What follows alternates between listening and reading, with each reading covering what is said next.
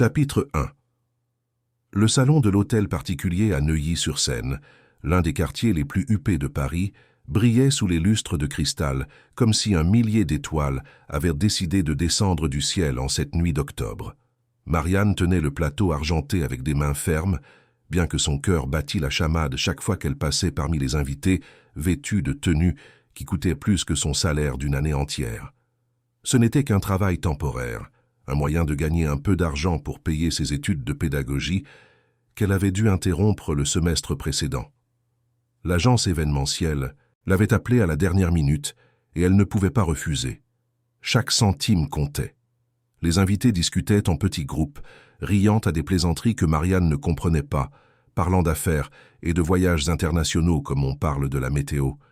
Elle circulait parmi eux tel un fantôme, invisible dans son uniforme noir et blanc, offrant des canapés et des coupes de champagne. L'orchestre en fond sonore jouait une valse classique et quelques couples dansaient déjà au centre du salon, leurs mouvements élégants et maîtrisés.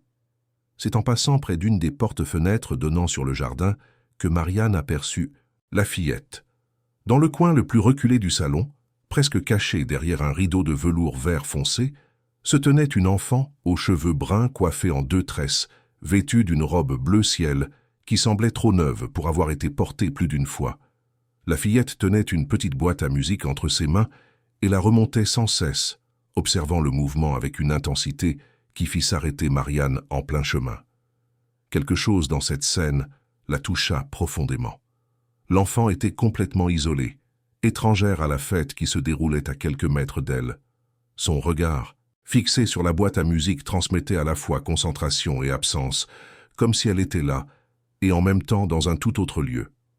Marianne sentit un pincement au cœur, une étrange sensation de déjà-vu, bien qu'elle ne sût en expliquer la raison. Elle fit un pas en direction de la fillette quand elle sentit une main ferme saisir son bras. C'était Rose, l'une des employées permanentes de la maison, une femme d'âge mûr, à l'expression sévère et à l'uniforme impeccablement repassé. « Ne l'approchez pas », murmura Rose avec urgence, ses yeux marrons pleins d'avertissement. « C'est la fille de Monsieur Édouard, le maître de maison. La petite a des problèmes. Elle n'aime pas interagir, ne parle à personne. Il vaut mieux la laisser tranquille. » Marianne hocha la tête, mais ses yeux retournèrent vers l'enfant. Il y avait quelque chose dans la façon dont la fillette tournait cette boîte, dans la manière dont ses petits doigts tenaient l'objet avec tant de délicatesse, qui faisait mal au cœur de Marianne. Elle pensa renoncer, retourner à son travail et oublier cette image, mais elle n'y parvint pas. Durant toute la soirée, tandis qu'elle servait les invités et ramassait les coupes vides, ses yeux ne cessèrent de revenir vers ce coin du salon où la fillette demeurait immobile, tournant sa boîte à musique. La valse prit fin et l'orchestre entama une nouvelle mélodie, plus douce et enveloppante. C'était un morceau magnifique, nostalgique, qui semblait porter en lui des histoires d'amour et de mélancolie. Marianne vit quelques invités s'émouvoir, d'autres fermer les yeux pour mieux apprécier la musique, et puis, sans trop réfléchir, sans calculer les conséquences, elle laissa son plateau sur une table d'appoint et s'avança lentement vers la fillette. Rose l'observait de l'autre côté du salon, secouant, la tête en signe de désapprobation, mais Marianne ne s'arrêta pas. Chaque pas était délibéré, prudent, comme si elle s'approchait d'un oiseau sauvage qui pourrait s'envoler à tout moment. Arrivée à quelques mètres de l'enfant, Marianne s'arrêta et resta simplement là, à observer. Elle ne dit rien, ne fit aucun mouvement brusque, se contenta d'être présente, respirant au même rythme que la musique. La fillette continua de tourner sa boîte à musique, apparemment indifférente à la présence de Marianne. Mais soudain quelque chose changea. Ses doigts ralentirent, le mouvement devint plus lent, plus hésitant. Marianne attendit, comptant les secondes dans sa tête, donnant à l'enfant tout le temps du monde. Et lorsque la valse atteignit son moment le plus doux, le plus touchant, Marianne tendit la main, la laissant suspendue en l'air entre elles, une offre silencieuse, une invitation sans mots. Pendant un instant qui parut durer une éternité, rien ne se passa. Marianne resta la main tendue, sentant le poids des regards curieux qui commençaient à se tourner vers elle, mais elle ne la retira pas. Elle demeura là, patiente, pleine d'espoir, croyant en quelque chose qu'elle ne savait nommer. Puis la fillette cessa de tourner la boîte. Et tes doigts se refermèrent sur l'objet. le serrant contre sa poitrine un instant. Lentement, très lentement, elle leva les yeux. C'étaient des yeux marrons et profonds, avec une lueur d'intelligence qui surprit Marianne. Ce n'étaient pas des yeux vides ou absents, mais des yeux pleins d'émotions complexes et de pensées qui ne trouvaient pas de mots. La fillette regarda la main tendue de Marianne, l'étudiant comme on examine une énigme. Puis, avec une délicatesse qui fit piquer les yeux de Marianne, elle posa sa petite main sur la sienne. Le contact fut doux, presque hésitant, mais il était là, réel, vrai. Marianne sentit son cœur s'emballer, et avec un soin infini, elle entrelaça ses doigts à ceux de la fillette. Elles commencèrent à se mouvoir ensemble, suivant le rythme de la valse, leurs pas petits et maladroits, mais chargés de sens. Ce n'était pas une danse élégante comme celle des invités au centre du salon, c'était quelque chose de différent, de plus pur, de plus honnête. Marianne la guidait doucement, et la fillette la suivait, ses yeux désormais fixés sur le visage de Marianne, comme si elle mémorisait chaque trait, chaque expression. Elle tournait lentement à l'écart des autres, dans leur propre monde créé par la musique et l'instant. Le brouhaha des conversations diminua. Les gens commencèrent à remarquer. Un par un, les invités cessèrent de parler et se tournèrent pour observer cette scène improbable. Le salon tout entier devint silencieux. Même l'orchestre semblait jouer plus doucement, comme pour ne pas perturber ce moment fragile et précieux. Au milieu de la foule, un homme laissa sa coupe trembler dans sa main.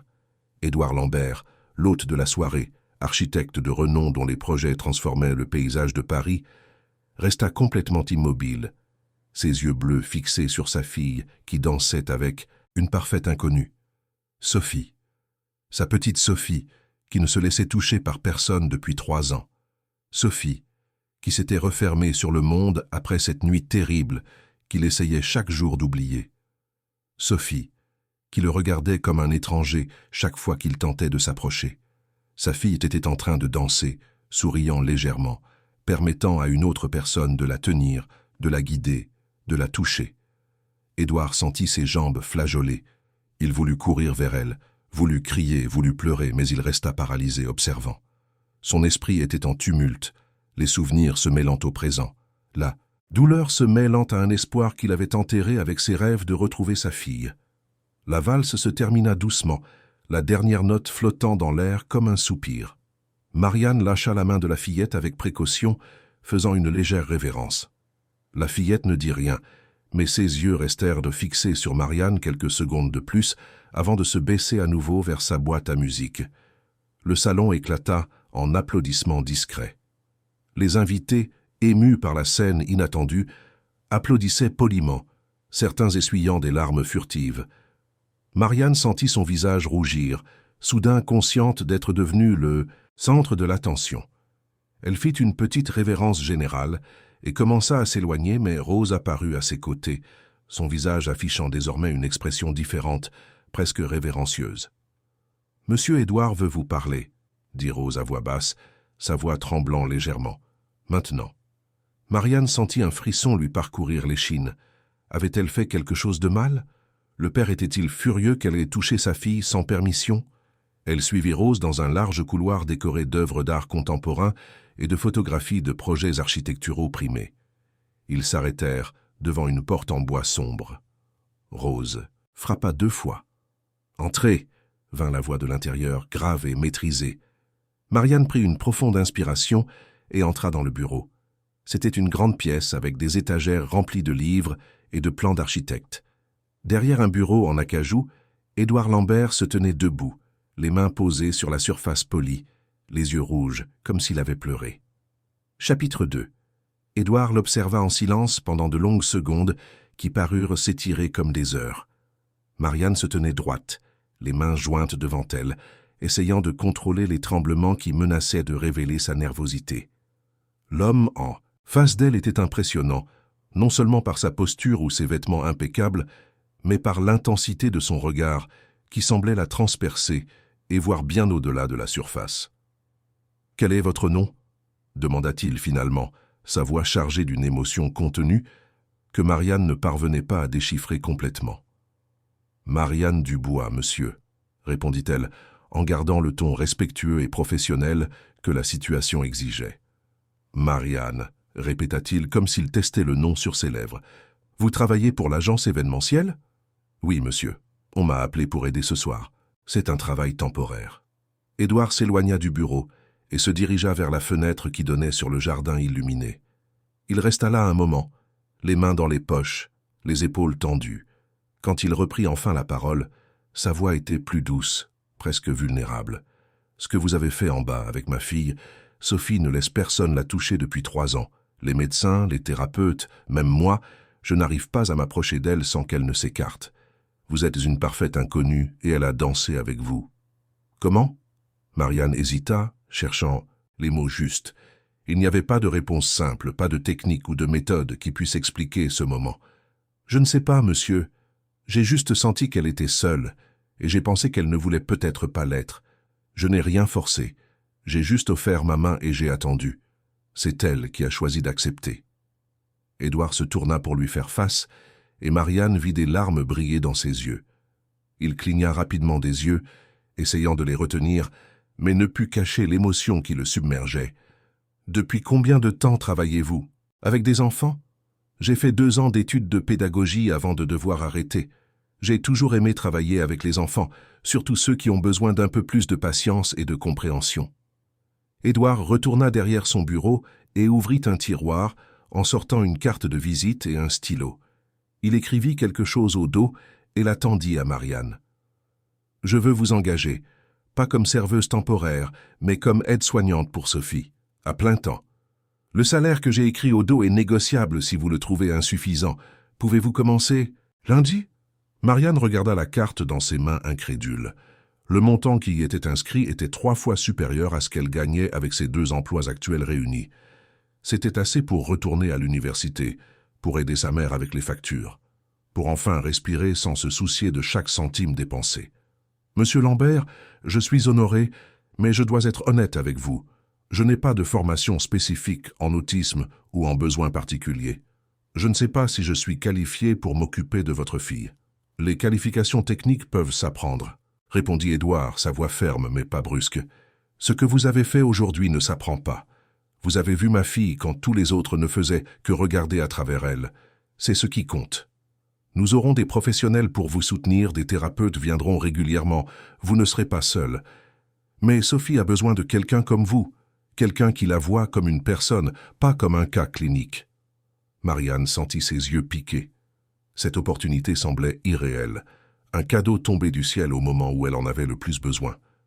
Mais il y avait autre chose, une connexion qu'elle avait ressentie avec Sophie qui allait au-delà de l'aspect financier. « J'accepte, » dit-elle, sa voix ferme malgré les émotions qui la submergeaient. « Je m'occuperai de Sophie comme si c'était ma propre sœur. » Édouard hocha la tête, visiblement soulagé, et lui tendit la main. La poignée fut ferme, scellant un accord qui allait changer la vie de toutes les personnes impliquées. Le lundi suivant, Marianne arriva à l'hôtel particulier avec une petite valise contenant ses vêtements et ses effets personnels. Rose l'accueillit à la porte, son expression maintenant beaucoup plus amicale que lors de la soirée. « La chambre que monsieur a préparée pour vous est au 2e étage près de celle de Sophie », expliqua Rose en la conduisant dans les escaliers de marbre. « La petite se réveille tôt, vers 6 heures du matin. Elle a une routine très spécifique qu'il faut suivre. Tout changement peut la perturber. » La chambre qu'Édouard avait préparée pour Marianne était plus grande que tout l'appartement où elle vivait avec sa mère. Elle avait un lit king size, un dressing spacieux, une salle de bain privée et même un petit balcon avec vue sur le jardin. Elle avait du mal à croire que tout cela était à elle, même si ce n'était que temporaire. Après avoir rangé ses affaires, Marianne alla explorer la maison. Elle était encore plus impressionnante à la lumière du jour. Chaque pièce semblait avoir été conçue avec une attention méticuleuse aux détails, alliant fonctionnalité et beauté esthétique. Les couloirs étaient larges et éclairés par des fenêtres qui laissaient généreusement entrer la lumière naturelle. Des œuvres d'art modernes décoraient les murs et des plantes tropicales donnaient vie aux espaces. C'est au cours de cette exploration que Marianne remarqua quelque chose d'étrange. Il n'y avait aucun instrument de musique nulle part. Dans une maison de cette taille, d'une famille manifestement cultivée et amatrice d'art, l'absence d'un piano ou même d'une chaîne hi-fi visible était frappante. Les murs avaient des tableaux, des photographies de bâtiments et de paysages urbains, mais aucune image de personne. C'était comme si la maison avait été vidée de son âme, ne laissant que la structure physique. Rose la trouva en train d'observer un mur particulièrement vide dans le couloir du 2e étage. « Il y avait un piano ici », dit la femme à voix basse, surprenant Marianne. Un piano à queue magnifique, importé. Madame Hélène jouait tous les soirs avant de dormir. Le son résonnait dans toute la maison comme une bénédiction. « Madame Hélène ?» demanda prudemment Marianne, sentant qu'elle était sur le point de découvrir une partie importante de l'histoire de cette famille. Rose regarda autour d'elle, comme pour s'assurer qu'elles étaient seules, puis soupira profondément. La mère de Sophie. C'était une femme extraordinaire, vous savez. Pianiste professionnelle, elle avait joué dans de grands théâtres à Paris et même à l'étranger. Mais pour elle, rien n'était comparable au fait de jouer ici à la maison pour sa famille. Sophie adorait l'écouter.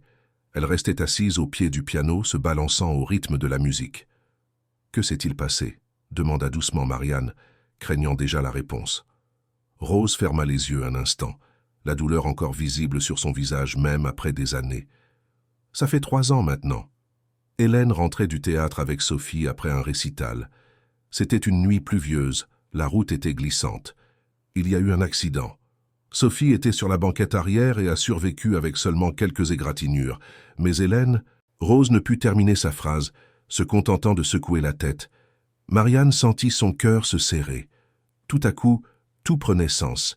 L'isolement de Sophie, l'absence de musique dans la maison, la douleur visible dans les yeux d'Édouard. « La petite a tout vu », poursuivit Rose, la voix étranglée. « Les médecins disent que le traumatisme, combiné à sa condition, l'a fait régresser complètement. Elle avait commencé à dire quelques mots avant l'accident. Maintenant, elle ne dit plus rien. Et monsieur Édouard, le pauvre, il se blâme tous les jours. Il aurait dû aller les chercher, cette nuit-là, mais il était coincé dans une réunion importante. Il a dit que ça prendrait trop de temps et a demandé à Hélène d'appeler un chauffeur, mais elle a préféré conduire. Il ne se l'est jamais pardonné. « Et la musique ?» demanda Marianne, commençant à comprendre l'ampleur de la situation. Monsieur a tout enlevé. Le piano a été donné à une école. Les partitions ont été brûlées dans le jardin une nuit, les disques jetés. Il a dit que c'était pour protéger Sophie, pour ne pas lui rappeler ce qu'elle avait perdu. Mais je pense qu'il essayait de se protéger lui-même aussi. Cette nuit-là, Marianne s'allongea dans son nouveau lit, mais le sommeil ne vint pas facilement. Son esprit était rempli d'images de cette famille brisée par la tragédie, d'un père essayant de protéger sa fille en effaçant les souvenirs, d'une fillette piégée dans son propre monde de silence et de douleur.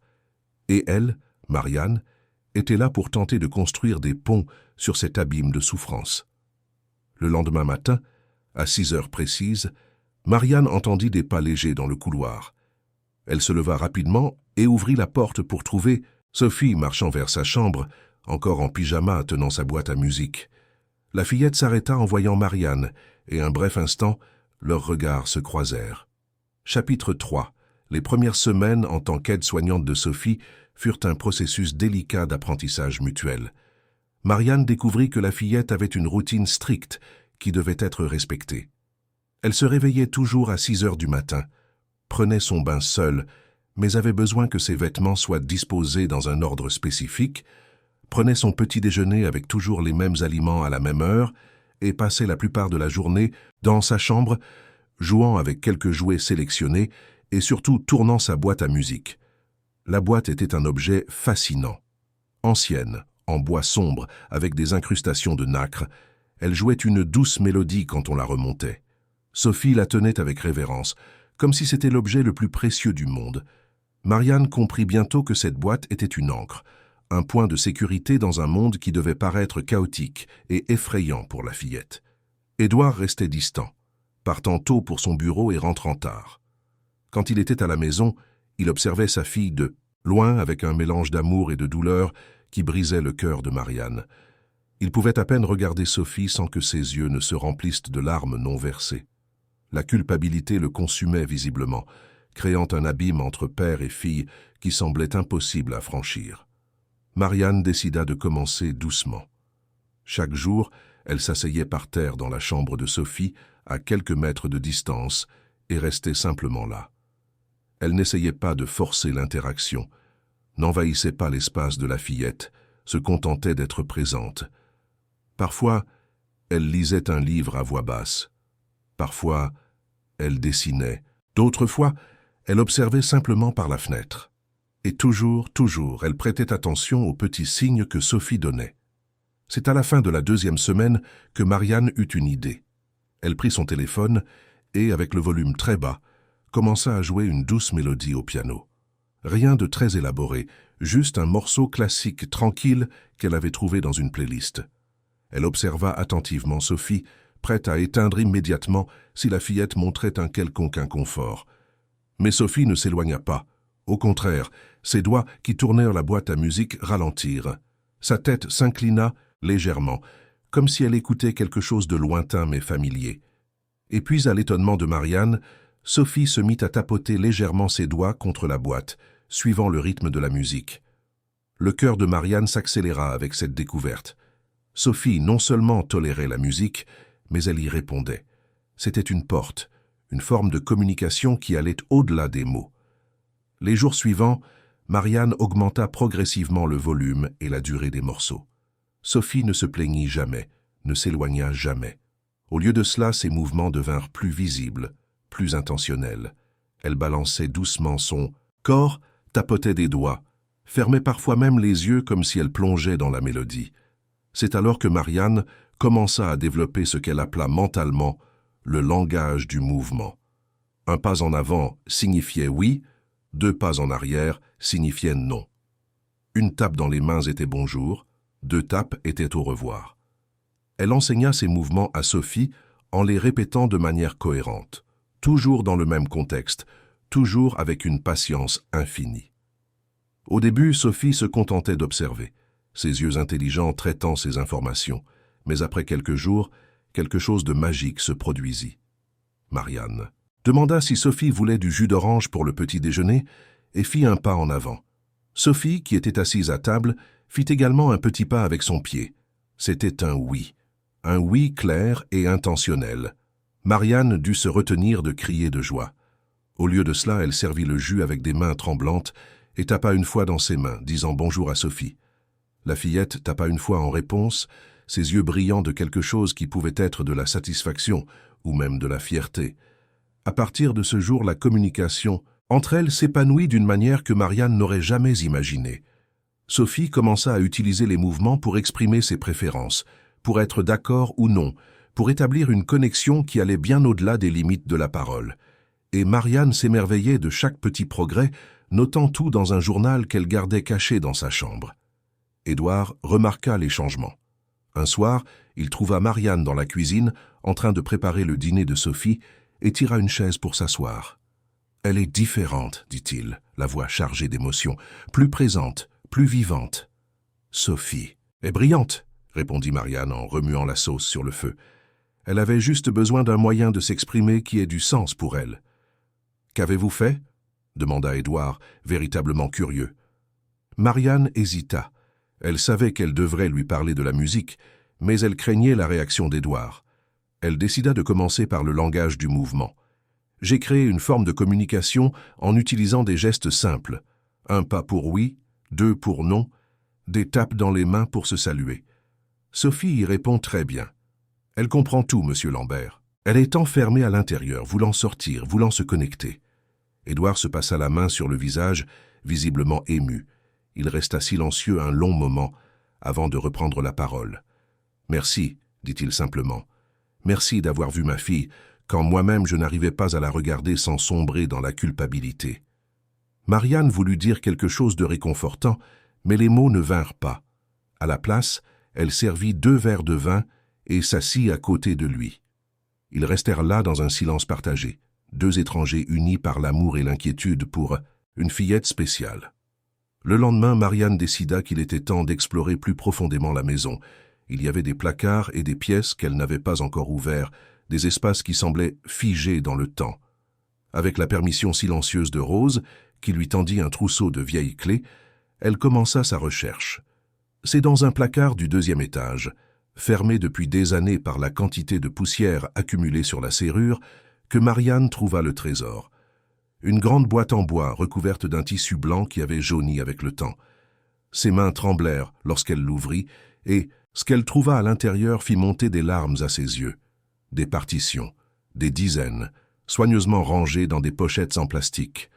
L'écriture était délicate et artistique, avec des annotations dans les marges sur la dynamique et l'expression. En haut de chaque partition, un nom écrit d'une écriture fleurie, Hélène Lambert. Ce n'étaient pas de simples copies de morceaux célèbres, c'étaient des compositions originales, des créations d'Hélène elle-même. Marianne feuilleta les partitions avec révérence, lisant les titres qu'Hélène avait donnés à chaque pièce. Aurore de dimanche, Pluie de septembre, Valse pour Sophie. Ce dernier fit s'arrêter le cœur de Marianne. C'était une composition dédiée à sa fille, écrite quand Sophie n'avait que 2 ans, selon la date notée dans le coin. Mais il n'y avait pas que les partitions dans la boîte. Enveloppée soigneusement dans du papier de soie rose, se trouvait une paire de chaussons de danse. Ils étaient délicats, en satin blanc, avec de longs rubans de soie, légèrement jaunis par le temps, mais toujours magnifiques. Marianne les tint à la lumière, observant les détails de la broderie sur les côtés, de petites fleurs dorées qui brillaient doucement. Sous les chaussons, il y avait des photographies. Hélène sur la scène d'un théâtre vêtue d'une longue robe noire, assise au piano avec une expression concentrée. Hélène dans un studio de danse, portant les chaussons, une jambe étendue en un arabesque parfait, son corps une ligne de pure élégance. Hélène enceinte, la main sur son ventre proéminent, souriant à l'appareil photo avec une joie radieuse. Hélène tenant Sophie bébé, toutes deux riant, le bonheur palpable dans l'image figée dans le temps. La dernière photographie montrait la famille au complet. Édouard, Hélène et Sophie, qui devaient avoir environ 4 ans à l'époque. Ils étaient assis devant le piano qui n'existait plus dans le salon. Sophie sur les genoux de sa mère, Édouard les enlaçant toutes les deux par derrière. Tous souriaient, et le bonheur qui émanait de cette image était presque douloureux à voir, sachant ce qui allait suivre. Marianne essuya les larmes qui coulaient sur son visage et referma soigneusement la boîte. Elle l'emporta dans sa chambre et passa des heures cette nuit-là à étudier chaque partition, chaque photographie, essayant de comprendre la femme qu'avait été Hélène Lambert. Une pianiste, mais aussi une ballerine, une artiste complète, qui avait utilisé la musique et le mouvement pour exprimer son âme, et qui avait tenté de transmettre cet amour de l'art à sa fille avant que tout ne soit tragiquement interrompu. Le lendemain matin, Marianne prit une décision. Elle ne prit que les chaussons, laissant les partitions et les photographies dans sa chambre, et les apporta dans la chambre de Sophie. La fillette était assise par terre, comme toujours, avec sa boîte à musique. Quand elle vit Marianne entrer, elle tapa une fois dans ses mains, sa façon de dire bonjour. Marianne répondit d'une tape, puis très lentement, s'agenouilla par terre et tendit les chaussons à Sophie. La réaction de la fillette fut instantanée et intense. Ses yeux s'écarquillèrent, se fixant sur les chaussons comme si elle voyait un fantôme. Ses mains lâchèrent la boîte à musique, chose que Marianne n'avait jamais vue, et se tendirent en tremblant vers les chaussons. Chapitre 4. Sophie prit les chaussons avec une délicatesse qui frisait la révérence. Ses petites mains tremblaient, en caressant le satin blanc, traçant les rubans de soie avec ses doigts. Puis, de manière tout à fait inattendue, elle les pressa contre sa poitrine et ferma les yeux. Une unique larme coula sur sa joue, brillant à la lumière du matin qui entrait par la fenêtre. Marianne sentit son propre cœur se briser. C'était la première fois qu'elle voyait Sophie pleurer, la première démonstration aussi claire d'une émotion profonde. Et puis, encore plus surprenant, Sophie sourit. C'était un petit sourire, fragile mais authentique, un sourire qui illumina son visage d'une manière que Marianne n'avait jamais vue. « Ils étaient à ta maman », dit doucement Marianne, sachant que Sophie comprenait chaque mot même sans pouvoir y répondre. Elle était ballerine en plus d'être pianiste, et elle t'aimait plus que tout au monde. Sophie ouvrit les yeux et regarda Marianne avec une intensité qui transmettait 1000 questions non formulées. Elle serra les chaussons contre sa poitrine quelques minutes de plus, puis, avec soin, les posa à côté de sa boîte à musique, comme si les deux objets partageaient désormais la même valeur sacrée. Les jours suivants, Sophie emportait les chaussons partout avec elle. Elle les posait à côté d'elle pendant les repas, les gardait près d'elle quand elle regardait la télévision, les tenait en s'endormant. et quelque chose dans son comportement changea subtilement. Elle se mit à bouger davantage, à faire de petits pas, de danse quand elle pensait que personne ne la regardait, à étendre les bras dans des poses qui rappelaient le ballet. Marianne décida qu'il était temps de passer à l'étape suivante. Elle téléchargea sur son téléphone la partition de la valse pour Sophie qu'Hélène avait composée et trouva un enregistrement au piano qui se rapprochait de la mélodie. Un après-midi, alors que Sophie était dans sa chambre en train d'enfiler les chaussons de sa mère pour la première fois, essayant de nouer les rubans avec des doigts inexpérimentés, Marianne mit la musique en marche. L'effet fut magique. Sophie s'arrêta net et resta complètement immobile, écoutant. Puis, lentement, elle se mit à bouger. Ce n'étaient pas des pas techniques de ballet, mais des mouvements instinctifs, expressifs, pleins d'émotion. Elle tournait, étendait les bras, se balançait comme si elle conversait avec la musique, répondant à l'appel de chaque note. Marianne la rejoignit, non pas comme professeur, mais comme partenaire. Elles dansèrent ensemble, riant silencieusement, créant leur propre chorégraphie improvisée. Sophie était radieuse, plus vivante que Marianne ne l'avait jamais vue, et c'est à ce moment de pure joie qu'Édouard rentra à la maison plus tôt que d'habitude. Il montait les escaliers quand il entendit le son du piano s'échapper du couloir. Son corps tout entier se figea. Ce son, cette mélodie spécifique qu'il reconnaîtrait n'importe où dans le monde. La valse pour Sophie, la composition qu'Hélène avait créée pour leur fille, la musique qu'elle jouait tous les soirs avant que Sophie ne s'endorme. Édouard sentit l'air lui manquer. Comment cette musique pouvait-elle jouer dans sa maison? Il s'était assuré de tout détruire, d'effacer toute trace de son qui pourrait ramener la douleur insupportable de la perte. Il suivit le son d'un pas lourd jusqu'à la chambre de Sophie et ouvrit brusquement la porte. La scène qui s'offrit à lui le laissa paralysé. Sophie, sa petite Sophie, portant les chaussons de danse d'Hélène, ces chaussons qu'il pensait avoir donnés avec tout le reste, était en train de danser. Et pas seulement danser, mais sourire, les yeux fermés en concentration, son corps se mouvant avec une grâce qu'il ne lui connaissait pas. Marianne était avec elle, la guidant gentiment, ses mains soutenant celles de Sophie, tandis qu'elles tournaient ensemble. La fureur qui s'empara d'Édouard fut viscérale et immédiate. Il traversa la pièce en 3 longues enjambées et arracha le téléphone de la table, interrompant brusquement la musique. Sophie cessa de danser et se recroquevilla, ses yeux s'écarquillant de peur. Marianne se plaça instinctivement entre le père et la fille. « Qu'est-ce que vous croyez être en train de faire ?» rugit Édouard, sa voix tremblant d'une colère à peine contenue. « J'avais donné des instructions claires. Pas de musique. Rien qui ne rappelle le passé. Et vous m'avez délibérément désobéi. Monsieur Lambert, s'il vous plaît, calmez-vous, » tenta Marianne, gardant sa voix ferme malgré la peur qu'elle ressentait. « Sophie en a besoin. »« Ne me dites pas de quoi ma fille a besoin, » cria-t-il, le visage rouge. « Vous n'avez aucune idée de ce qui s'est passé, aucune idée de la douleur, du traumatisme. Je protège ma fille, et vous êtes en train de détruire tout le travail que j'ai fait pour la garder en sécurité. » « En sécurité ?» Marianne sentit sa propre colère monter, submergeant la peur. « Elle n'est pas en sécurité, elle est prisonnière. Vous ne protégez pas Sophie, vous l'emprisonnez dans un monde sans couleur, sans son, sans joie. »« Tiens, comment osez-vous » commença Édouard, mais Marianne l'interrompit, ses mots sortant comme une rivière qui aurait enfin rompu une digue. « J'ose parce que quelqu'un doit le faire. Avez-vous vu votre fille à l'instant? Elle dansait, elle était heureuse. Pour la première fois depuis que je suis arrivé ici, elle était vraiment vivante. Et vous voulez lui enlever ça parce que vous avez peur. Ce n'est pas elle que vous protégez, c'est vous-même. » Le silence qui suivit fut assourdissant. Édouard resta complètement immobile, les mots de Marianne résonnant dans l'air comme des accusations qu'il ne pouvait nier. Ses mains tremblèrent et il les serra en poing, essayant de contrôler les émotions qui menacèrent de déborder. « Vous ne comprenez pas, » dit-il finalement, la voix brisée. La musique, la danse, tout ça était là cette nuit-là. Hélène revenait d'un récital. Sophie était dans la voiture parce que Hélène avait insisté pour l'emmener. Elle disait que la musique faisait du bien à la petite. Et puis l'accident est arrivé. La musique m'a pris ma femme. Comment puis-je la laisser me prendre ma fille aussi? Marianne sentit son cœur se serrer devant la douleur palpable dans la voix d'Édouard, mais elle ne recula pas. La musique ne vous a pas pris, Hélène, c'était un accident, une tragédie terrible et aléatoire.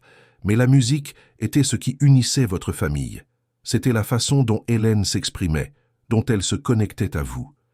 Et en effaçant cela, vous ne privez pas seulement Sophie du droit de connaître sa mère, vous lui refusez la chance d'être qui elle est vraiment. « Et qui est-elle » demanda Édouard, sa voix chargée de désespoir. « Je ne le sais même plus. Ma fille est devenue une étrangère pour moi. »« Elle est la fille d'Hélène, » répondit doucement Marianne. « Elle porte la musique dans son sang, dans son cœur, dans son âme. Vous pouvez enlever tous les pianos du monde, vous pouvez brûler toutes les partitions, mais vous ne pouvez pas effacer ce qui est en elle.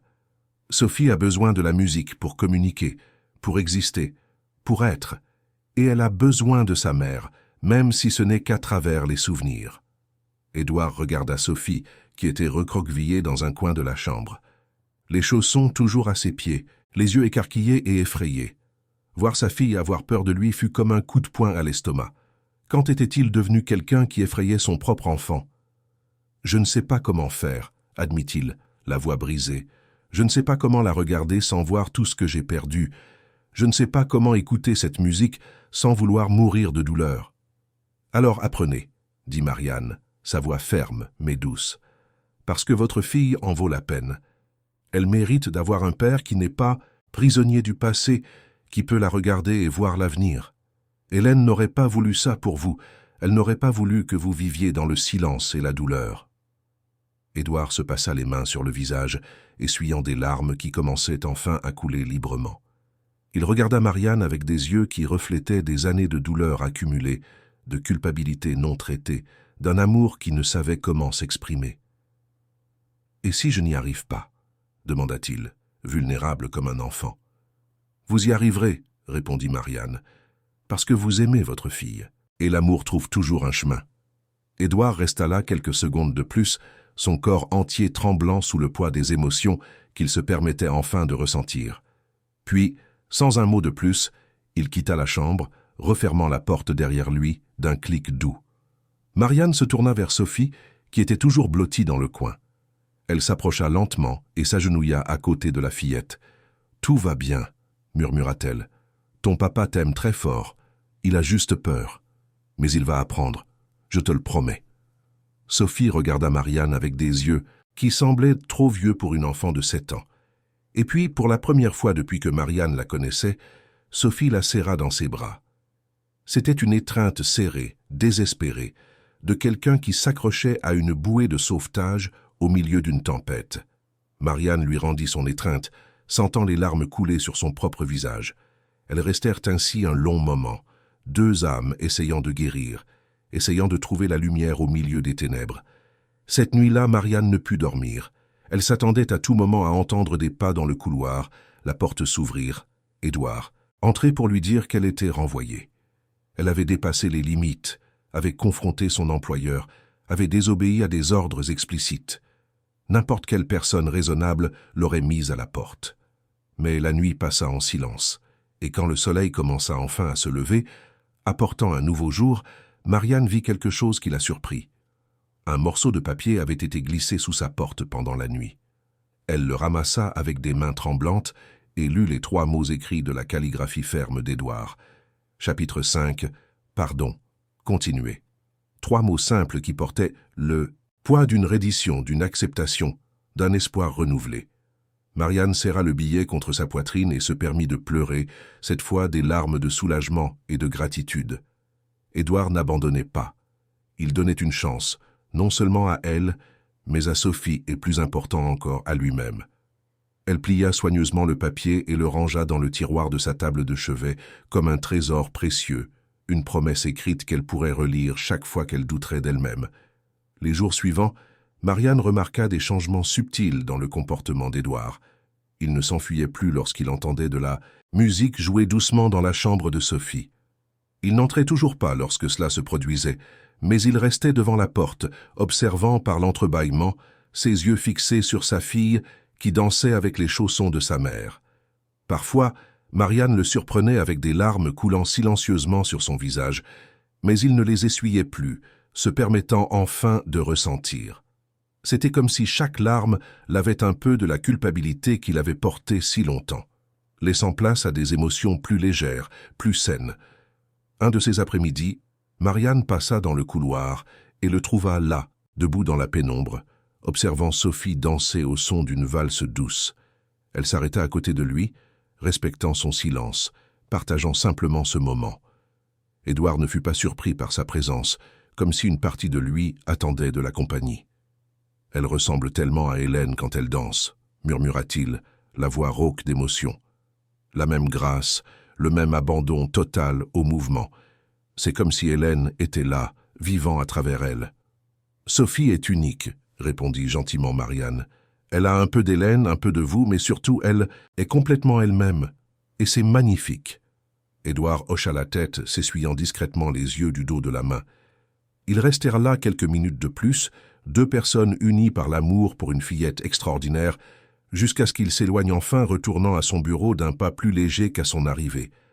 Un matin, une semaine après leur confrontation, Édouard se réveilla plus tôt et se rendit à la cuisine, où il trouva Marianne en train de préparer le petit déjeuner de Sophie. Il resta un moment sur le seuil, l'observant travailler avec efficacité et soin, coupant les fruits en petits morceaux exactement de la taille que Sophie préférait, chauffant le lait à la bonne température, disposant tout dans l'assiette avec une attention aux détails qui montrait à quel point elle se souciait vraiment. « Bonjour », dit-il, sa voix encore rauque de sommeil mais empreinte d'une gentillesse qui n'était pas là auparavant. « Bonjour, monsieur Lambert », répondit Marianne en se tournant pour lui faire face.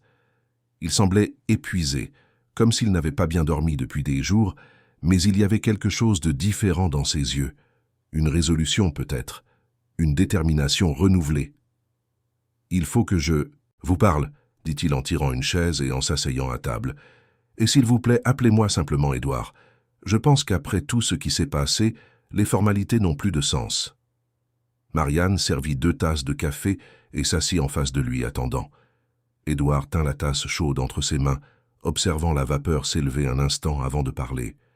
Il semblait choisir ses mots avec soin, comme un architecte planifiant chaque détail d'un projet important. « J'ai passé les derniers jours à beaucoup réfléchir à ce que vous avez dit, sur la façon dont j'emprisonnais Sophie au lieu de la protéger. Et vous aviez raison, je le sais maintenant. Mais la vérité, c'est que je ne sais pas par où commencer. Je ne sais pas comment me reconnecter avec ma fille alors que j'ai construit des murs si hauts entre nous. » Il fit une pause, prenant une gorgée de café. « J'ai passé 3 ans à construire ces murs, brique par brique, chacune faite de culpabilité et de peur. Comment est-ce que je les abats maintenant ? Le premier pas est toujours le plus difficile, » dit doucement Marianne. « Mais vous l'avez déjà fait en le reconnaissant. Le reste viendra avec le temps. Sophie vous attend, Édouard, elle vous a toujours attendu. » Édouard hocha la tête, mais il y avait de l'hésitation sur son visage. Il posa la tasse sur la table et regarda directement Marianne, ses yeux bleus brillant d'une vulnérabilité qu'elle n'avait jamais vue auparavant. « J'ai quelque chose. Une vieille tablette que je garde dans une boîte dans mon bureau.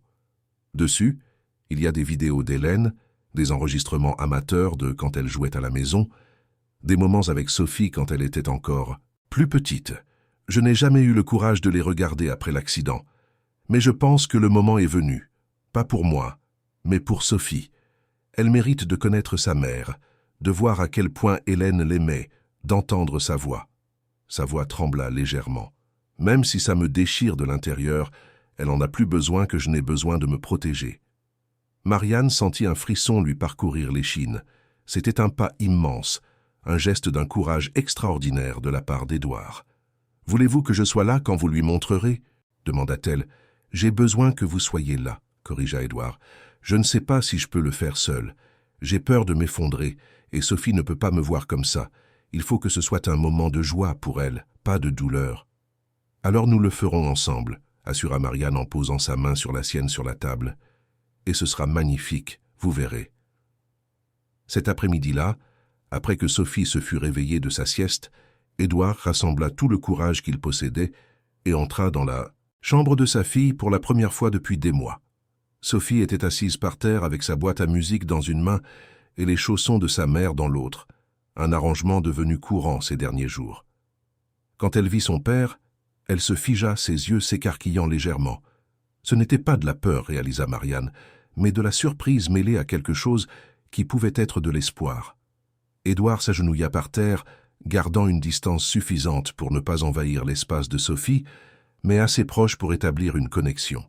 Marianne entra juste derrière lui, restant près de la porte, prête à intervenir si nécessaire, mais laissant de l'espace au père et à la fille. Elle observa Édouard prendre une profonde inspiration, se préparant pour ce moment qui allait tout changer. « Sophie, » commença Édouard, la voix tremblante, « je t'ai apporté quelque chose. Ce sont des vidéos de maman, tu veux voir ?» Sophie ne bougea pas pendant plusieurs secondes qui parurent durer des éternités. Ses yeux examinèrent le visage de son père, comme si elle essayait de lire ses intentions, de décider si elle pouvait avoir confiance. Puis lentement, ses yeux se fixèrent sur la tablette qu'Édouard tenait. Il interpréta cela comme un oui et, avec des doigts tremblants, navigua parmi les fichiers jusqu'à trouver la première vidéo. Puis, avec précaution, il posa la tablette par terre entre eux, incliné pour que Sophie puisse voir clairement l'écran. La vidéo commença. L'image était amateur, probablement enregistrée par Édouard des années auparavant. Hélène était assise au piano, vêtue d'une simple robe jaune, les cheveux attachés en un chignon lâche. Le salon avait encore le piano, et la lumière du soleil entrait par les fenêtres, créant une lueur dorée sur tout. Hélène regarda la caméra et sourit, ce sourire radieux qui illuminait tout autour d'elle. « Celle-ci est pour ma petite Sophie, » dit-elle, sa voix claire et pleine d'amour. « Pour quand tu seras grande et que tu voudras savoir à quel point maman t'aimait. » Et puis, elle se mit à jouer. C'était une mélodie douce et enveloppante, pleine d'émotion. Hélène jouait les yeux fermés, complètement immergée dans la musique, son corps se balançant légèrement au rythme des notes. Il était impossible de la regarder sans ressentir la passion, le talent, l'âme qu'elle mettait dans chaque accord. Ses doigts dansaient sur les touches, comme s'ils racontaient une histoire, chaque note un mot d'amour dédié à sa fille.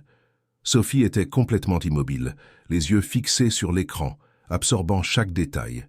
Ses mains serrèrent la boîte à musique et les chaussons contre sa poitrine, et des larmes commencèrent à couler silencieusement sur son visage. Mais elle ne détourna pas le regard, pas une seconde. C'était comme si elle buvait cette image, cette présence de la mère qu'elle avait perdue si tôt, mais qu'elle n'avait jamais oubliée. Édouard pleurait aussi sans faire d'effort pour cacher ses larmes. Il observait non seulement l'écran, mais aussi sa fille, voyant pour la première fois depuis des années la connexion réelle entre elles, médiatisée par la présence d'Hélène même dans son absence physique. Revoir Hélène, l'entendre parler, voir ses gestes familiers, c'était comme rouvrir une blessure, mais une blessure qui devait être nettoyée pour pouvoir enfin cicatriser vraiment. La vidéo continua. Après qu'Hélène eut fini de jouer, elle se leva et s'approcha de la caméra, son visage remplissant l'écran. « Sophie, mon amour, où que tu sois, quoi que tu fasses, sache que maman sera toujours avec toi, dans la musique que tu entends, dans la danse que tu fais, dans chaque battement de ton cœur. Je t'aime plus que les mots ne peuvent l'exprimer. Tu es ma joie, mon inspiration, ma raison d'être. » L'enregistrement se termina, l'écran devint noir, et le silence emplit la pièce. Personne ne bougea pendant de longues secondes qui parurent s'étirer éternellement. L'air était chargé d'émotions, de souvenirs, d'un amour qui transcendait même la barrière de la perte. Et puis, quelque chose d'extraordinaire se produisit. Sophie se mit à bouger. Lentement, comme en transe, elle posa soigneusement la boîte à musique et les chaussons par terre à côté d'elle. Puis, imitant les mouvements qu'elle avait vu Hélène faire dans la vidéo, elle se mit à gesticuler, ses mains se déplaçant dans l'air comme si elle jouait sur un piano invisible. Ses doigts dansaient sur des touches qui n'existaient pas, mais le mouvement était sans équivoque, précis, plein d'intention. C'était comme si le souvenir d'Hélène guidait ses mains, lui enseignant à travers le temps et l'espace. Édouard observait, hypnotisé, son cœur battant si fort qu'il pouvait l'entendre dans ses oreilles. Et puis Sophie fit quelque chose de plus. Elle cessa de gesticuler et regarda directement son père. Pour la première fois en 3 ans, elle le vit vraiment. Ce n'était pas un regard vague ou lointain, mais un regard direct, chargé de reconnaissance, d'émotion, de connexion. C'était le regard d'une fille pour son père, sans barrière, sans peur, juste un amour pur et simple. Lentement, Sophie commença à se diriger vers lui. Édouard resta paralysé, osant à peine respirer, de peur que le moindre mouvement ne brise ce moment magique. Chaque pas que Sophie faisait semblait une éternité, et en même temps trop rapide. Sophie s'arrêta devant lui, si près qu'il pouvait sentir la chaleur de son petit corps, voir chaque cil mouillé par les larmes, compter chaque tache de rousseur sur son nez. Et puis elle parla. Sa voix était petite, rauque après des années de silence, mais assez claire pour qu'il n'y ait aucun doute sur ce qu'elle disait. « Papa ». Le mot flotta dans l'air comme un miracle. Édouard eut l'impression que son cœur s'était arrêté et avait redémarré dans le même instant. 3 ans. 3 ans à attendre, à souffrir, à se blâmer, à construire des murs. Et maintenant, avec un seul mot, tout s'effondrait, tout se reconstruisait, tout prenait un nouveau sens. « Sophie », murmura-t-il, la voix brisée par l'émotion. « Ma petite Sophie ». Et puis elle se jeta dans ses bras, se laissant étreindre, rendant l'étreinte avec une force qui surprit Édouard. Il la serra comme si elle était la chose la plus précieuse au monde, parce qu'elle l'était. Des larmes coulaient librement sur son visage, mouillant les cheveux de sa fille, mais il s'en moquait. Après si longtemps, après tant de douleur, il avait enfin retrouvé sa fille. « Je suis tellement désolé », sanglota-t-il contre ses cheveux. Désolé de ne pas avoir été assez fort, désolé de m'être éloigné quand tu avais plus besoin de moi. Désolé pour tous les jours que j'ai perdus, pour toutes les nuits où je t'ai laissé seul. Mais je suis là maintenant. Je suis là et je ne partirai plus jamais. Je te le promets, mon amour. Je promets d'être le père que tu mérites. Sophie ne répondit pas avec des mots, mais elle resserra son étreinte enfouissant son visage dans le cou de son père, et c'était plus que suffisant. Édouard sentit le petit corps de sa fille trembler de sanglots silencieux, libérant des années d'émotions refoulées. Il la berça doucement, murmurant des mots de réconfort, d'amour, des promesses qu'il comptait tenir. Marianne, qui était restée près de la porte tout ce temps, essuya ses propres larmes et sortit silencieusement de la chambre, laissant à la famille le moment d'intimité qu'ils méritaient tant et qu'ils attendirent depuis si longtemps. Elle descendit à la cuisine et trouva Rose en train de préparer le dîner. La femme plus âgée la regarda et comprit immédiatement que quelque chose d'extraordinaire s'était produit. Le visage de Marianne était mouillé de larmes, mais elle souriait un large sourire sincère de pure joie. « Elle a parlé », dit simplement Marianne. Sophie a parlé. Elle a appelé son père « papa ». Rose laissa tomber la cuillère qu'elle tenait, sa main volant pour couvrir sa bouche. Des larmes jaillirent instantanément de ses yeux. « Dieu merci », murmura-t-elle. « Dieu merci et merci à vous, ma petite. Vous avez ramené cette famille à la vie. » Rose s'approcha et serra fortement Marianne dans ses bras. « Je travaillais ici depuis 15 ans. J'ai vu cette maison pleine de musique et de joie, puis je l'ai vue mourir. Je pensais ne plus jamais revoir la vie entre ces murs. Mais vous, qu'avez fait un miracle. » Plus tard dans la soirée, après que Sophie eut mangé et pris son bain, Édouard la mit au lit pour la première fois depuis des années. Il s'assit à côté d'elle, tenant sa petite main, la regardant lutter contre le sommeil. Sophie ne voulait pas fermer les yeux, comme si elle avait peur qu'en se réveillant, tout n'ait été qu'un rêve. Mais Édouard resta là, fredonnant doucement une mélodie qu'Hélène avait l'habitude de chanter, jusqu'à ce que les yeux de Sophie se ferment enfin, et que sa respiration s'approfondisse au rythme tranquille du sommeil. Et, quand elle s'endormit enfin, il resta là, observant le doux va-et-vient de sa poitrine, s'émerveillant de la seconde chance que la vie lui avait donnée. Marianne passa dans le couloir et vit la scène par la porte entr'ouverte.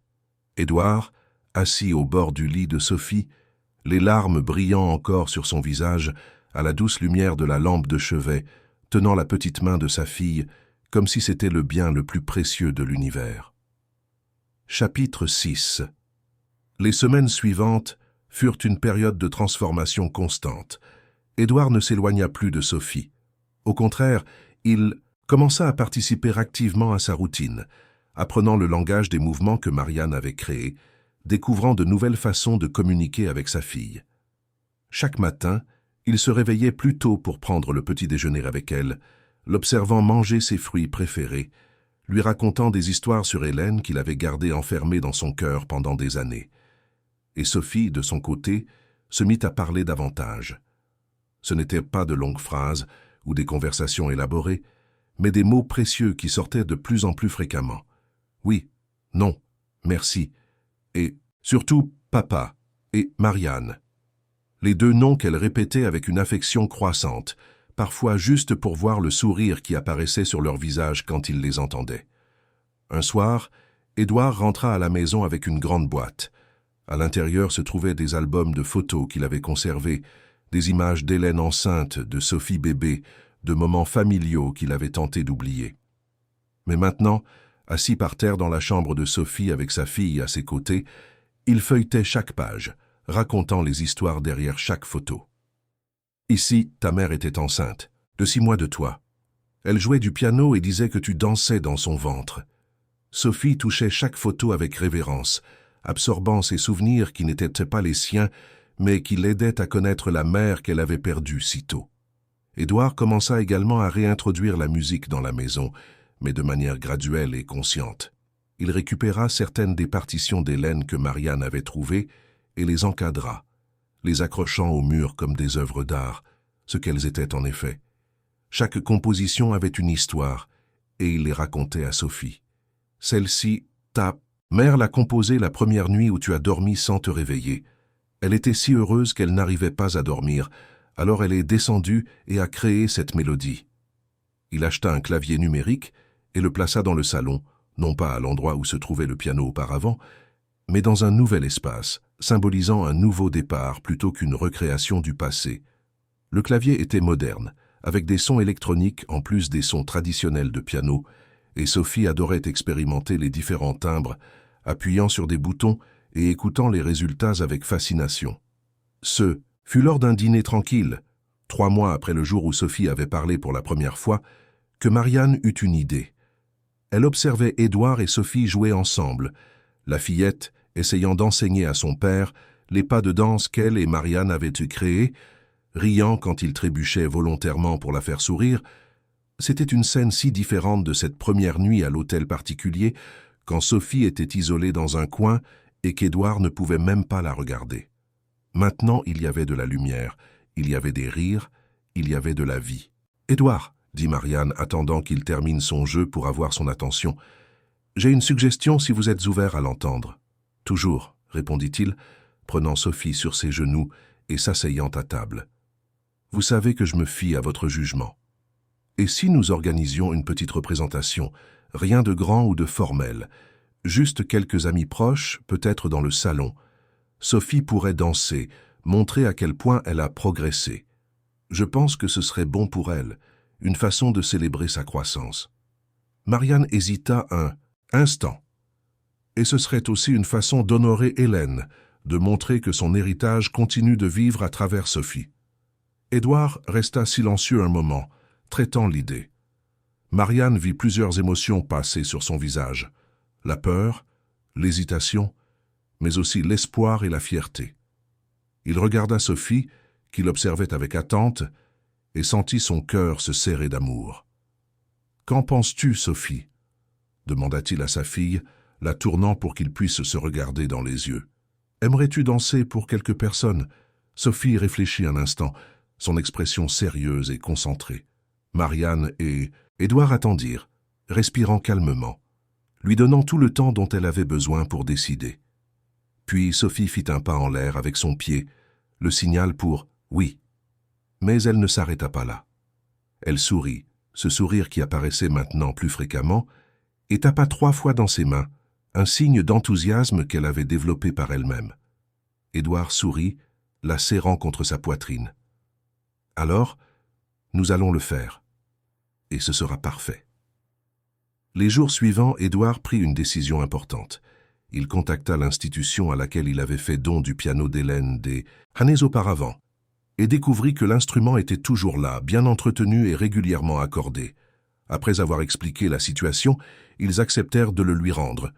Édouard aurait pu le racheter facilement, mais ils insistèrent pour en faire don, émus par l'histoire de résilience et de guérison de la famille.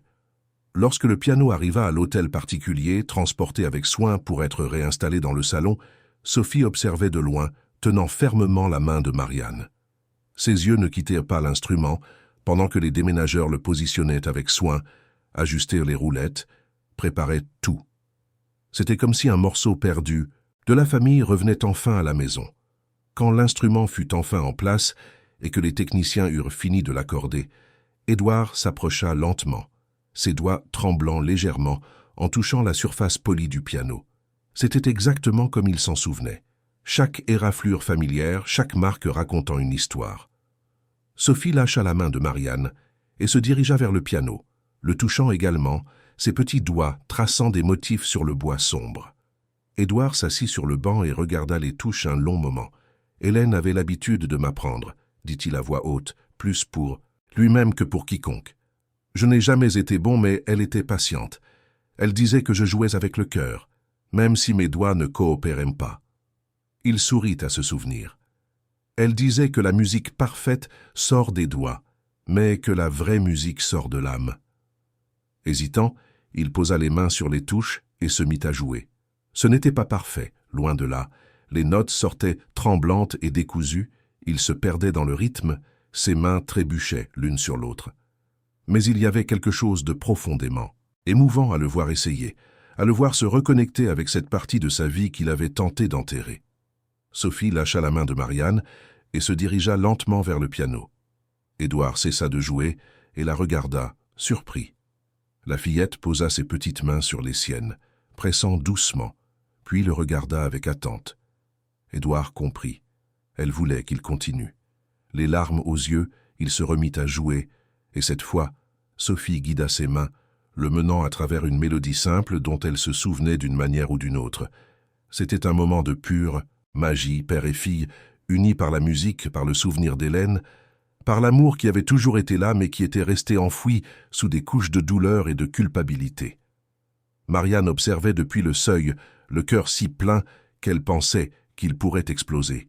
« Hélène serait si fière », dit doucement Rose, apparaissant à côté de Marianne. Les deux femmes restèrent là, témoins de ce moment sacré, jusqu'à ce qu'Édouard et Sophie finissent de jouer et s'étreignent, riant ensemble pour la première fois depuis des années. Le jour de la représentation arriva rapidement. Édouard n'avait invité que des proches, quelques collègues architectes qui connaissaient l'histoire de la famille, Rose et d'autres employés qui avaient suivi le parcours de Sophie, et 2 thérapeutes qui avaient travaillé avec la fillette ces derniers mois, témoins de sa transformation extraordinaire. Ils n'étaient que 12 personnes, mais pour Sophie qui avait passé des années isolée, c'était une foule. Le salon avait été préparé avec des chaises disposées en demi-cercle devant le piano. Des fleurs blanches, les préférées d'Hélène, décorèrent l'espace, emplissant l'air d'un parfum doux et réconfortant. Édouard avait même récupéré un portrait d'Hélène et l'avait placé sur un chevalet près du piano afin qu'elle puisse, d'une certaine manière, être présente à ce moment spécial. Sophie était dans sa chambre avec Marianne, vêtue d'une robe blanche, simple mais élégante, qu'Édouard avait fait faire spécialement pour l'occasion. Le tissu était léger et fluide, parfait pour danser, et avait de petites fleurs brodées sur l'ourlet, un hommage à l'amour d'Hélène pour la nature, et à ses pieds, les chaussons de satin blanc d'Hélène, soigneusement restaurés par un cordonnier spécialisé qui avait travaillé avec révérence, connaissant l'histoire derrière cette précieuse paire. Marianne nouait les rubans des chaussons aux chevilles délicates de Sophie, ses doigts travaillant avec soin pour ne pas trop serrer. « Tu es magnifique », dit-elle, arrangeant les cheveux de Sophie qui tombaient en douces vagues sur ses épaules. « Ta mère serait si heureuse de te voir ainsi. »« Tu es prête ?» demanda finalement Marianne, regardant Sophie dans les yeux. Sophie hocha la tête, ses yeux brillants d'un mélange de nervosité et d'excitation. Elle tapa une fois dans ses mains, sa façon de dire bonjour, mais aussi de dire qu'elle était prête à relever n'importe quel défi. Mais ensuite, elle fit quelque chose de nouveau. Elle prit la main de Marianne et la posa sur son propre cœur qui battait rapidement. « Je sais, » murmura Marianne, comprenant. « Je suis nerveuse aussi. Mais tu sais ce qu'Hélène dirait. Elle dirait que la nervosité, c'est juste la façon dont notre corps nous dit que nous sommes sur le point de faire quelque chose d'important, quelque chose qui compte. » Sophie sourit et prit une profonde inspiration, comme Marianne le lui avait appris ces dernières semaines. « Tu vas être incroyable, » assura Marianne, déposant un baiser sur le sommet de sa tête. « Ta mère serait si fière de toi, et moi aussi je le suis. » Elles descendirent ensemble, main dans la main, et entrèrent dans le salon où les invités étaient déjà installés. Un silence respectueux s'installa lorsque Sophie entra, tous les yeux se tournant vers la fillette qui portait en elle une histoire de résilience et de courage. Certains invités qui connaissaient la famille avant la tragédie avaient les larmes aux yeux rien qu'en voyant Sophie si vivante, si présente. Édouard était assis au piano, ses mains déjà positionnées sur les touches. Il avait passé des semaines à s'entraîner, travaillant avec un professeur particulier pour réussir à jouer le morceau qu'Hélène avait composé pour Sophie. Ce ne serait pas parfait, il le savait, mais ce serait fait avec amour, et c'était ce qui importait. Quand ses yeux rencontrèrent ceux de Sophie, il lui sourit pour l'encourager, et elle lui rendit son sourire, lui donnant la force de continuer. Marianne guida Sophie jusqu'au centre de la scène improvisée, puis s'écarta, lui laissant l'espace. Sophie resta immobile un instant, observant toutes ces personnes qui la regardaient avec attente et affection. Puis elle ferma les yeux, prit une profonde inspiration comme Marianne le lui avait appris, et fit un signe de tête à son père. Édouard se mit à jouer. Les premières notes de la valse pour Sophie emplirent la pièce, et c'était comme si Hélène était là, présente dans chaque mélodie, dans chaque accord. Le son n'était pas aussi pur que lorsque Hélène jouait, il y avait de petites erreurs ici et là, mais il portait quelque chose de peut-être encore plus puissant. La détermination d'un père à se reconnecter avec sa fille, à honorer la mémoire de sa femme, à permettre enfin à la guérison d'entrer dans sa vie. Sophie se mit à bouger. Ses pas étaient simples. Il n'y avait pas de technique de ballet formelle, mais il y avait une expression pure et honnête. Elle se mouvait comme si elle conversait avec la musique, répondant à chaque phrase musicale avec son corps. Elle tournait, étendait les bras, s'inclinait et se relevait, créant sa propre chorégraphie qui était à la fois enfantine et profondément touchante. Par moments, elle fermait les yeux, et l'on pouvait voir Hélène dans ses mouvements, la même grâce naturelle, le même abandon total. Il n'y avait pas un œil sec dans la pièce. Les invités regardaient en silence respectueux, témoins non seulement d'une représentation mais d'un miracle. Là se tenait une fillette qui s'était perdue dans les ténèbres de la douleur et du traumatisme et qui retrouvait son chemin grâce à la musique, à la danse et surtout à l'amour. L'une des thérapeutes présentes serrait un mouchoir contre ses yeux, émerveillée par la transformation dont elle avait été témoin au fil des mois. La musique monta en puissance, atteignant son apogée émotionnel, et Sophie tourna les bras ouverts, la lumière du lustre au-dessus faisant briller les rubans de ses chaussons comme des rayons d'espoir. Elle était radieuse, complètement immergée dans l'instant, et pendant quelques secondes, elle sembla transcender sa propre histoire, devenir pure énergie, pure joie. Puis, doucement, la musique commença à s'estomper, les notes finales s'échappant du piano comme des soupirs, comme des adieux et des bienvenus à la fois. Sophie s'arrêta au centre de la pièce dans la même position qu'au début. La dernière note résonna et se dissipa dans le silence. Un instant, personne ne bougea, tous absorbant ce dont ils venaient d'être témoins. Puis les applaudissements commencèrent, non pas les applaudissements polis d'un public formel, mais des applaudissements chaleureux, sincères, entrecoupés de sanglots et de rires de joie. Les gens se levèrent, une ovation debout pour une fillette de 7 ans qui venait de montrer à tous la véritable signification du courage. Mais Sophie ne fit pas de révérence. Au lieu de cela, elle se dirigea directement vers le piano, où Édouard était encore assis, ses propres yeux rouges d'émotion. Elle prit sa main, entrelaçant ses petits doigts dans les siens. Puis elle se retourna et se dirigea vers l'endroit où se tenait Marianne, près du mur, des larmes coulant librement sur son visage, et prit également sa main. Sophie resta là, tenant les mains de son père et de son aide-soignante, les unissant physiquement. Puis, regardant chacun d'eux avec un amour évident dans ses yeux marrons, elle prononça son 3e mot important, le mot qui définirait le nouveau chapitre de leur vie. Famille. Édouard et Marianne se regardèrent par-dessus la tête de Sophie, tous deux les larmes aux yeux. Et à ce moment-là, ils comprirent qu'ils étaient exactement cela. Non pas liés seulement par les circonstances ou des contrats de travail, mais par quelque chose de bien plus profond.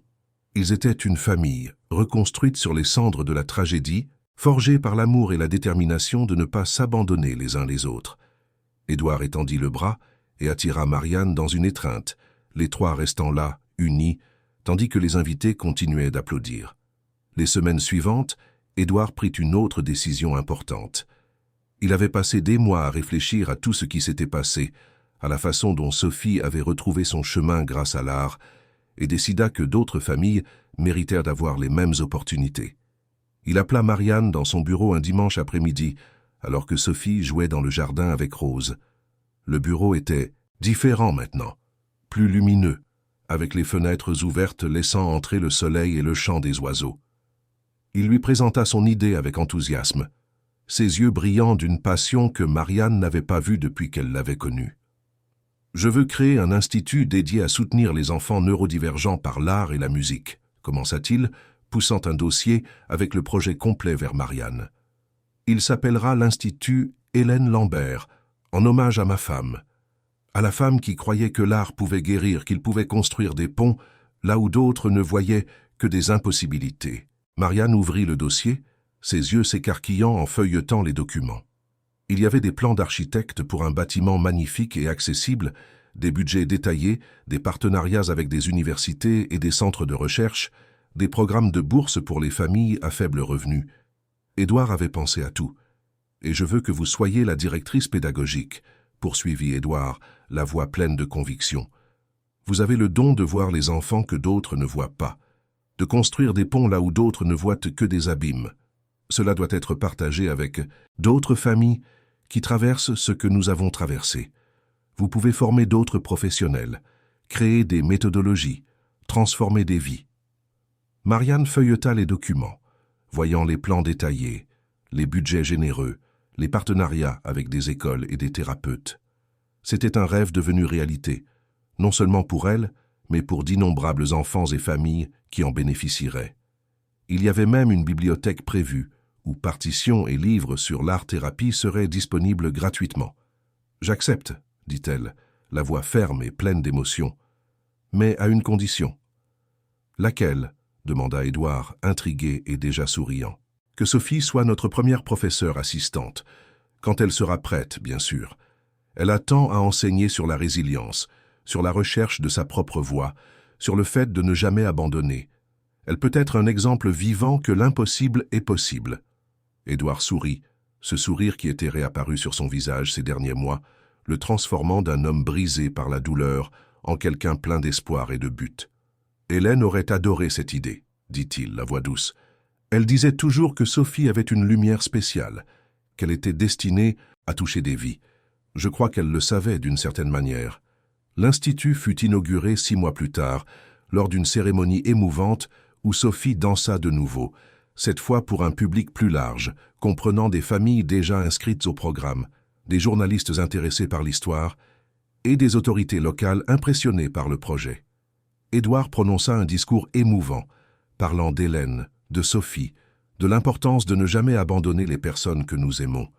Ma femme croyait que chaque enfant a une façon unique de s'exprimer, et notre travail est de trouver cette façon, non pas de les forcer à s'adapter à notre monde, mais d'adapter notre monde pour les inclure.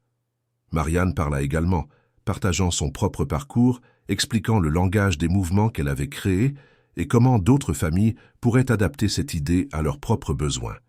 Sophie était à ses côtés sur scène, tenant sa main, et quand Marianne eut terminé, la fillette se pencha vers le micro et dit clairement « Merci, je vous aime ».